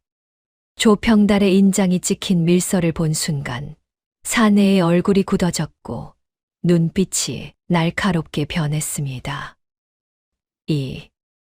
이것이 정령사실이란 말이냐? 이토록 추악한 짓을 저지르고도 무사할 줄 알았다니. 사내는 주막 안에 다른 사람들을 모두 내보낸 뒤 품속에서 임금이 하사한 병부를 꺼냈습니다. 그것은 군사를 동원할 수 있는 권한을 증명하는 물건으로 오직 암행어사만이 지닐 수 있는 것이었지요. 나는 임금님의 명을 받들어 이 지역의 나쁜 관리들을 조사하고 있는 암행어사 이판서다. 꼬마야, 네가 가져온 이 증거들이 정말 하늘을 찌르는구나. 네가 큰일을 해냈다. 어사는 즉시 병부를 들어 창문 밖을 향해 높이 치켜들었고 숨어서 대기하고 있던 어사대 군사들이 일제히 모습을 드러냈습니다. 여봐라, 들으렸다. 인근 군영의 병사들을 당장 불러 모아라. 한시가 급하다. 지금 즉시 최성우 대감이 계신 유배지로 달려간다. 서둘러라. 어사의 명령에 전령들이 사방으로 흩어졌고 불과 1시경도 지나지 않아 100여 명의 군사들이 장터에 집결하기 시작했습니다.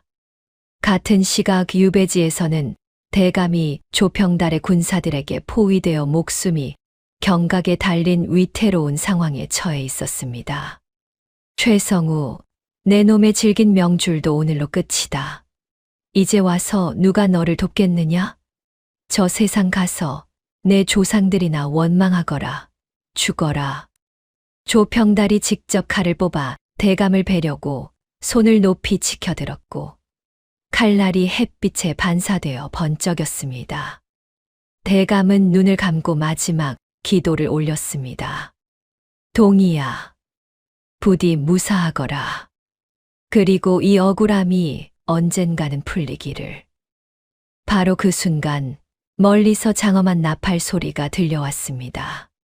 곧이어 우렁찬 함성이 산을 흔들며 울려 퍼졌습니다. 암행어사 출두야, 암행어사 출두야. 조평달의 얼굴이 순식간에 종이장처럼 하얗게 질렸고 칼을 든 손이 사시나무 떨듯 부들부들 떨리기 시작했습니다. 뭐라고? 어사 출두. 아니, 이 시골 구석에 어사가 왜 나타난단 말이냐? 말도 안 돼. 언덕 너머로 어사대의 깃발이 펄럭이며 나타났고 동이가 말을 타고 어사와 함께 선두에서 달려오고 있었습니다. 대감님, 저 왔어요. 어사 나리를 모시고 왔단 말입니다. 동이가 멀리서 목이 터져라 외치자 대감은 믿을 수 없다는 듯 눈을 크게 떴습니다. 어사대 군사들이 윷배지를 에워싸며 조평달의 무리를 포위했고 암행어사 이판서가 말해서 내려 위풍당당하게 걸어 나왔습니다. 조평달, 내 이놈, 내 놈이 저지른 하늘을 가리는 죄가 낱낱이 드러났거늘 어디라고 감히 칼을 휘두르느냐. 당장 무릎을 꿇고 죄를 청하라. 조평달은 뒤로 물러서며 발버둥을 쳤습니다. 이건 다 꿈이야. 모함이라고. 내가 누군지 아느냐? 나는 이 나라의 대신이란 말이다. 어찌 이런 어린 것의 말을 믿고 나를 모욕하느냐? 모함이라고요? 그럼 이건 뭐예요? 이 편지에 찍힌 도장 당신 거 맞잖아요. 여기 황금 패찰도 당신 거고 당신이 보낸 자객들이 다 불었단 말입니다요. 어디서 또 거짓말을 해요. 동의가 품에서 조평달의 밀서와 황금 패찰, 자객의 자백서를 꺼내 높이 들어 올렸습니다. 동의의 목소리는 어린아이의 것이라고는 믿기지 않을 만큼 씩씩하고 당당했습니다. 조평달의 군사들이 동요하기 시작했고 어사대의 군사들이 일제히 창을 겨누자 하나둘 무기를 내려놓기 시작했습니다. 이럴 수가. 안 되겠다. 길을 비켜라. 비키란 말이다. 조평달이 말고삐를 잡아당기며 도망치려 했지만 동의는 이미 그것을 예상하고 있었습니다. 소녀는 품속에서 마비가루를 넣은 작은 진흙단지 여러 개를 꺼내 조평달이 도망가는 방향을 향해 연달아 던졌습니다. 어디 가요? 당신이 준 가짜 산마 좀 다시 보셔요. 에잇. 단지들이 땅에 떨어지며 깨지자 희뿌연 연기가 피어올라 순식간에 조평달과 그의 무리를 뒤덮었습니다. 기세등등하던 군사들이 말에서 우르르 떨어져 땅을 뒹굴었고 조평달 역시 말에서 굴러떨어져 흙바닥에 얼굴을 쳐박았습니다.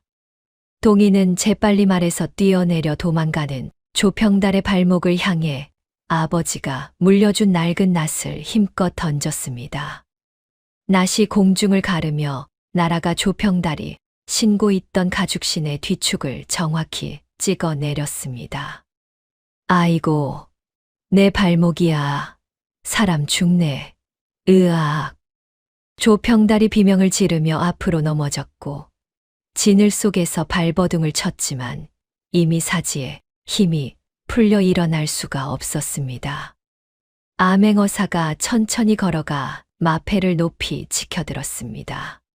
조평달, 임금님을 속이고 충신을 모함하며 힘없는 백성들을 해친 내 놈의 죄를 오늘 하늘이 단죄하는구나. 여보라, 저놈들을 한 놈도 남김없이 꽁꽁 묶어라. 마패가 햇빛에 반사되어 눈부시게 빛났고 그 자리에 있던 모든 관원과 군관들이 일제히 무릎을 꿇었습니다. 조평달과 그에게 매수된 부패한 수령은 오라줄에 단단히 묶여 땅바닥에 내팽개쳐졌습니다. 이 악질들을 당장 압송하라. 한양으로 끌고 가 임금님께 죄상을 낱낱이 아뢰고 능지처참도 아까운 벌을 내릴 것이니 한 톨의 자비도 베풀지 마라. 어사의 명령에 군사들이 조평달 일당을 개처럼 포박하여 끌고 갔습니다.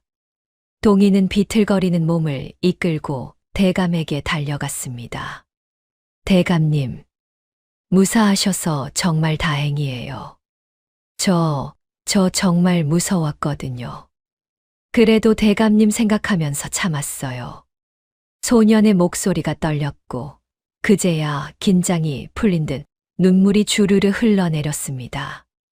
대감은 동의를 꽉 껴안으며 그의 등을 토닥여 주었습니다. 그래, 동의야, 고생 많았다. 정말 장하구나. 네가 이 늙은이 목숨만 구한 게 아니라 이 나라의 정의를 지켰어. 장하다, 내 아들아. 참으로 고맙구나. 대감의 목소리도 눈물로 젖어 있었고 두 사람은 그렇게 한참을 서로를 부둥켜 안고 울었습니다. 유배지에 모여든 마을 사람들이 억울하게 고초를 겪은 대감과 영특한 소년 동이를 향해 환호하며 만세를 외치기 시작했습니다. 나쁜 놈들이 드디어 벌을 받는구나. 정의가 살았다. 사람들의 함성이 하늘 높이 치솟았고 그 소리는 바다 건너까지 울려 퍼지는 것 같았습니다. 하늘에서는 마치 이들의 승리를 축복하듯 먹구름이 걷히고 찬란한 햇살이 유배지 앞바다를 황금빛으로 물들였습니다. 파도가 부드럽게 해안을 어루만지며 밀려왔다 물러가기를 반복했고 갈매기들이 하얀 날개를 펼치며 하늘을 자유롭게 날아다녔지요. 암행어사가 대감 앞에 공손히 절을 올렸습니다. 대감 어른, 이제 모든 것이 끝났습니다. 한양으로 올라가셔서 억울함을 씻으시고 다시 이 나라의 기둥이 되어 주셔야겠습니다. 대감은 고개를 끄덕이며 동이의 머리를 쓰다듬었습니다. 어사나리, 이 작은 아이가 아니었으면 저는 벌써 흙이 되었을 것입니다. 이 아이야말로 조선의 보물입니다. 이 은혜를 어찌 다 갚아야 할지. 동이는 부끄러운 듯 고개를 숙였지만 그 얼굴에는 세상에서 가장 환한 미소가 번지고 있었습니다. 마을 사람들은 대감과 동이를 위해 잔치를 열어주겠다며 너도 나도 음식을 가져왔고 윷배찌는 순식간에 축제의 장이 되었습니다. 악사들이 북과 장구를 두드리며 신명나는 가락을 연주했고 사람들은 춤을 추며 기쁨을 표현했지요. 해가 서쪽으로 기울어 노을이 하늘을 붉게 물들일 무렵 대감은 동이의 손을 잡고 바닷가로 걸어갔습니다. 동이야, 이제 우리 앞에 새로운 길이 열렸구나. 내 아버지의 원수도 갚았고 내 억울함도 풀렸으니 이제는 네가 이 나라의 훌륭한 일꾼이 되도록 내가 돕겠다. 우리 같이 가자꾸나. 동이는 대감을 올려다보며 힘차게 고개를 끄덕였고 두 사람의 앞으로 파도가 밀려왔다가 다시 바다로 돌아가며 하얀 거품을 남겼습니다. 멀리 수평선 너머로 해가 천천히 가라앉고 있었고 그 장엄한 광경은 마치 새로운 내일을 약속하는 것 같았습니다. 한양으로 복권된 최성우 대감은 임금의 부름을 받아 대궐로 들어가 억울하게 당한 모든 일을 낱낱이 아뢰었고 진노한 임금은 조평달 일당을 엄히 다스리라는 어명을 내렸습니다.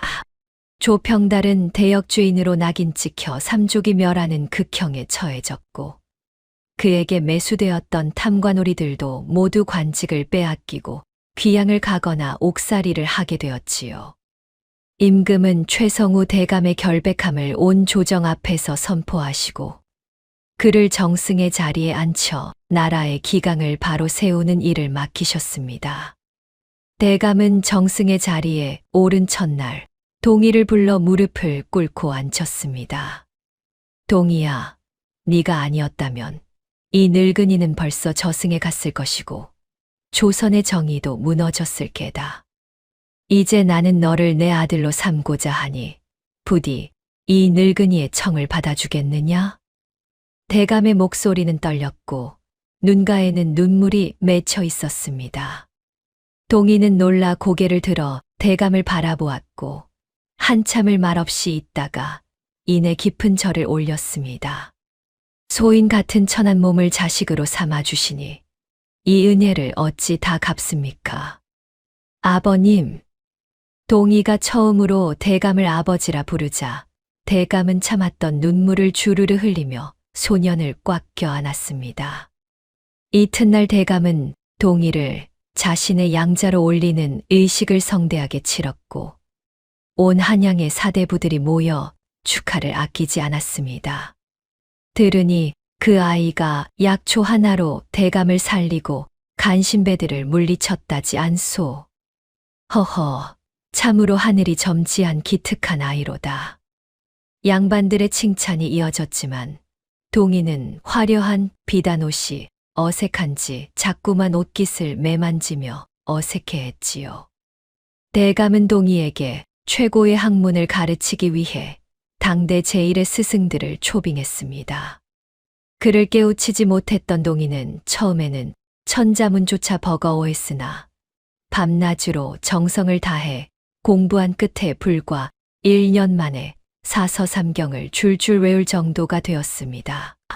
참으로 놀라운 총명함이로다. 이 아이는 글을 배우는 것이 아니라 이미 알고 있던 것을 되찾는 것 같구나. 스승들이 혀를 내두를 정도였지요. 하지만 동희가 가장 열심히 공부한 것은 여전히 약초와 의술에 관한 것이었습니다. 대감의 서재에 있는 온갖 의서들을 밤새워 읽어내려갔고 아버지가 남긴 약초 도감과 비교하며 새로운 치료법들을 연구했습니다. 어느 날 임금이 원인 모를 독 기운에 시달리며 온갖 어이들이 손을 놓고 포기하자 대감은 동희를 데리고 궁궐로 들어갔습니다. 전하, 소신의 아들 동희가 비록 어리나 약초에 관해서는 신묘한 재주가 있사오니 한번 진맥해보게 해주시옵소서. 대신들이 웅성거렸습니다. 아니, 어린 것에게 어찌 임금님의 옥체를. 이것은 불경이 아니오. 하지만 임금은 손을 들어 대신들을 제지하시고 동희를 가까이 오라 하셨습니다. 동희는 떨리는 손으로 임금의 손목을 잡고 맥을 짚어보았고 임금의 손톱과 혀를 살펴본 뒤 안색을 유심히 관찰했습니다. 전하, 이것은 투구꽃독의 변종으로 오랜 시간에 걸쳐 조금씩 몸에 쌓인 것이옵니다. 과거 최대감마님을 해하려 했던 바로 그 독과 같은 종류이옵니다. 동희의 말에 대신들이 경악했고 임금의 얼굴도 굳어졌습니다. 그렇다면 누군가 짐을 해하려 한 것이로구나. 임금의 목소리에 분노가 서렸습니다. 동희는 품에서 작은 약주머니를 꺼내 공손히 올렸습니다. 소신이 산골에서 배운 비방으로 해독제를 만들어 왔사옵니다. 이것을 물에 달여 사흘간 드시면 독기가 빠져나갈 것이옵니다. 어이들이 약주머니를 받아 냄새를 맡아보고 고개를 끄덕였습니다. 이것은 백선피와 감초 그리고 몇 가지 귀한 약재가 섞인 것 같사옵니다. 배합이 정교하옵니다. 임금은 동희가 올린 약을 다려 드셨고 신기하게도 사흘 만에 안색이 돌아오며 기력을 되찾아 대전에 나와 정사를 돌보실 수 있게 되었습니다. 감격한 임금은 동희를 불러 친히 손을 잡으시며 말씀하셨습니다. 동희야, 네가 짐의 목숨을 구했으니 무엇을 하사해야 마땅하겠느냐? 동희는 깊은 절을 올리며 아뢰었습니다. 소신은 다만 아픈 백성들을 돌보는 의원이 되고 싶을 뿐이옵니다. 비단옷이나 높은 벼슬은 소신에게 어울리지 않사옵니다. 임금은 동희의 겸손함에 감탄하시며 평민 신부님에도 불구하고 특별히 별시를 여러 동희에게 의과에 응시할 기회를 주셨습니다. 동희는 시험에서 누구보다 뛰어난 답안을 내놓았고 장원급제하여 어이의 직함을 하사받았습니다. 비단 도포를 입은 동희는 이제 나태 신붓을 들었지만 여전히 주머니 속에는 작은 약초 도구들을 지니고 다녔습니다. 봄이 오면 산천을 돌아다니며 약초를 직접 캐고 그 성질을 연구하는 일을 게을리하지 않았지요. 동희는 대궐 안의 늙은 어이들과 협력하여 백성들이 흔한 풀로 병을 고칠 수 있도록 쉽게 풀어 쓴 민초약방 도감을 새롭게 편찬하기 시작했습니다. 약이란 것이 귀한 집안만 쓸 수 있다면 무슨 소용이 있겠습니까? 가난한 백성도 길가의 풀로 병을 고칠 수 있어야 진정한 의술이옵니다. 동희의 말에 어이들도 고개를 끄덕이며 함께 도감 편찬에 힘을 보탰습니다. 매년 아버지의 기일이 되면 동희는 산골 무덤을 찾아가 정성껏 묘역을 가꾸고 제사를 올렸습니다. 무덤 앞 재단에는 아버지가 쓰던 낡은 낫과 약초 도감이 놓여 있었고, 동이는 그 앞에 무릎을 꿇고 아뢰었습니다. 아버지, 아들 동이가 아버지의 원수를 갚았고, 이제는 의원이 되어 많은 백성들을 돌보고 있사옵니다. 부디 저승에서 편히 쉬소서. 동이의 목소리는 떨렸고 눈물이 볕단 위로 뚝뚝 떨어졌습니다. 최대감도 함께 무덤 앞에 절을 올리며 말했습니다. 은인이시여, 당신께서 남기신 아들을 제가 잘 키웠사옵니다. 이 아이는 이제 조선 최고의 의원이 되어 백성들의 고통을 덜어주고 있사옵니다. 세월이 흘러 동이가 장성하여 훌륭한 의관이 되는 과정을 최대감은 흐뭇하게 지켜보며 평화로운 노년을 보냈습니다. 두 사람은 정자에 앉아 동이가 직접 달인 약차를 마시며 지난 날을 회상하곤 했지요. 참으로 우물가에서 처음 너를 만난 그날이 엊그제 같구나. 소인도 그날을 잊을 수 없사옵니다. 아버님. 그날이 아니었다면 소인은 그저 산속에서 평생을 보냈을 것이옵니다. 두 사람은 서로를 바라보며 따뜻하게 미소를 지었습니다. 동이가 지은 약방 문 앞에는 팔도 강산에서 모여든 가난한 환자들이 아침부터 저녁까지 줄을 이었습니다. 마을 우물가에는 이제 독초 대신 사람들의 갈증을 달래주는 맑은 물이 항상 가득 차 있었고, 우물 옆에는 큰 비석이 하나 세워졌습니다. 비석에는 이렇게 새겨져 있었지요. 산골 소년 동이가 독을 막아 백성을 구하고 충신을 살려 나라를 바로 세우다. 후세 사람들은 이를 잊지 말지어다. 비석 앞을 지나가는 사람들은 고개를 숙여 경의를 표했고, 어린아이들에게 동이의 이야기를 들려주며 교훈을 전했습니다. 참된 배움은 책 속에만 있는 것이 아니라 마음의 눈으로 세상을 살피고 남을 돕는 데 있느니라.